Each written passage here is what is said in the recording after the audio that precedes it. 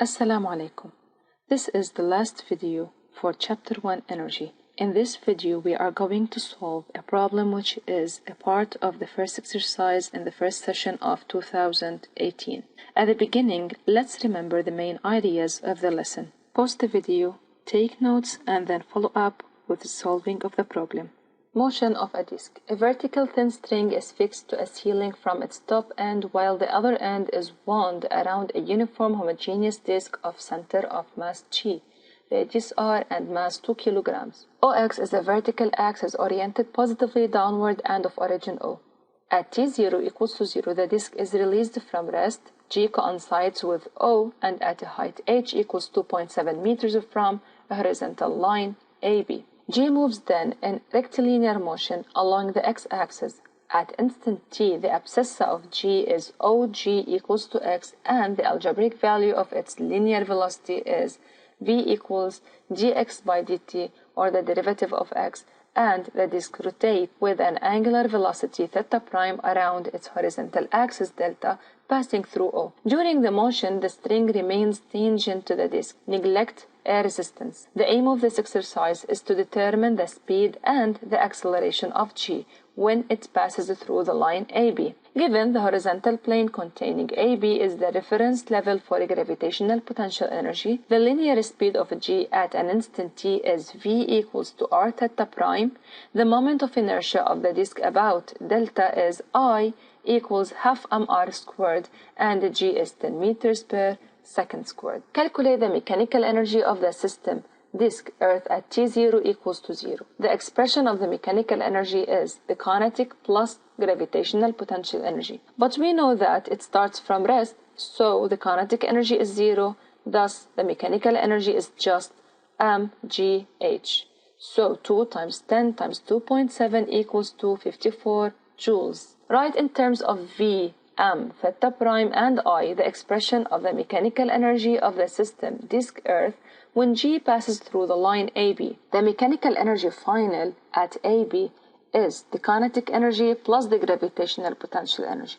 But the disk here makes rotation and its center of mass makes translation. So we say that the mechanical energy final is the kinetic energy translation plus the rotational kinetic energy plus the gravitational potential energy. But reaching AB means height is 0, thus gravitational potential energy is 0. And the mechanical energy then is expressed as half mv squared for the translational kinetic energy plus half I theta prime squared for the rotational kinetic energy.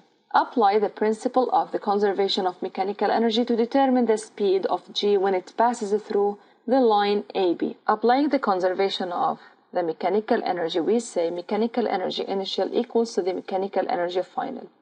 The initial mechanical energy is 54 joules, while we have found that the mechanical energy final at AB is half mv squared plus half I theta prime squared. Here we have mass v squared I theta prime squared.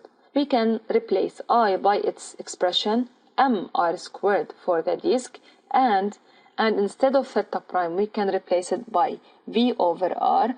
Thus 54 will be equal to 3 over 4 m v squared. Replace mass by its value, and then v is found to be 6 meters per second. 4. Write the expression of the mechanical energy of the system at any instant t in terms of v, m, theta prime, I, g, h, and the abscissa x. The mechanical energy at a given time t is both translational kinetic energy plus rotational kinetic energy and the gravitational potential energy. The kinetic energy translation is half mv squared, and that of rotation half I theta prime squared. But the expression of the gravitational potential energy is mg h minus x. Why? Because we are taking the height it reaches above the ground. So if the distance from O to AB is h, and this disk passes a given distance x, then the rest of the height above AB is h minus x. Deduce that A equals to 2g over 3. Let's put some methods to solve this part. A is the derivative of v, so we should find the expression of v first. The action verb is deduce. We should follow the previous part. Apply the conservation of mechanical energy between a given instant t and the mechanical energy initial, since we know its expression in terms of h. So half mv squared plus half I theta prime squared plus mg into h minus x, which is found in the previous part, is equal to the initial mechanical energy, which is mgh.